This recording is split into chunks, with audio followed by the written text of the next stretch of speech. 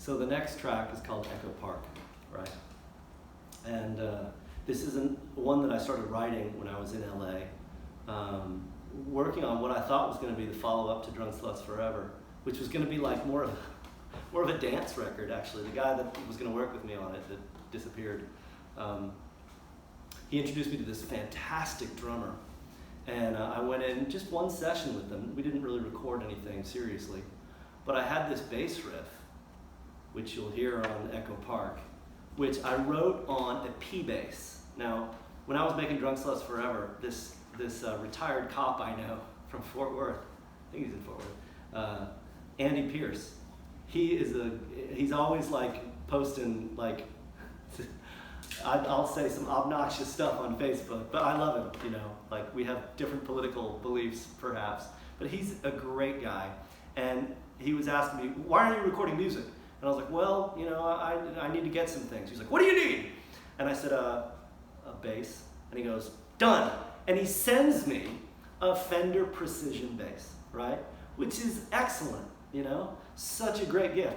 And like long-term loan. I eventually gave it back to him. But he didn't send me the world's best Fender P bass. It was kind of, had little issues and the pickups needed some work and stuff. And the action was such, or the frets were such, that the strings had a lot of like looseness in them. And when I would slap and pop on the bass, you'd get this weird thing happening where the strings, if I slapped and popped it hard enough, the strings would hit. After I made my note, they would hit again and give you this really cool like feeling. So I did a bass line that was like ba-da-bam bam ba-dum, ba-da-bam bam ba-dum. And when I was slapping and popping hard on this particular P bass, we'd go remember I said the rhythm's in the guitars? You know, well, it's really in the bass guitar. And so because this bass was all wonky, it gave me this like awesome percussion part, which suggests the drums, you know, it's like 30-second notes or something, really quick. And I had to give the P bass back when I went to Shanghai, and then I got another bass there, and when I went to do the riff, it didn't do it. And so I had this riff, I was like, oh no, it's like bum bam bam bum bam. And so I worked at it, and I found if I could hit the strings with my fingers before I popped with my thumb, and then came up, slapped and then popped with my finger. Anyway, I worked it out so I could just about do it on this very nice Warwick bass that I bought. So when I recorded it in Shanghai, I managed to get the bass down. And it's a really cool little part.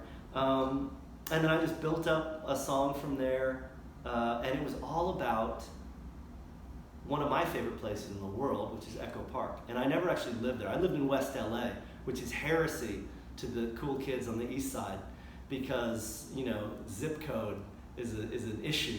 I had a little piece of Echo Park in West LA. I had this old house from the 20s that I was paying super cheap rent on. I couldn't leave, you know.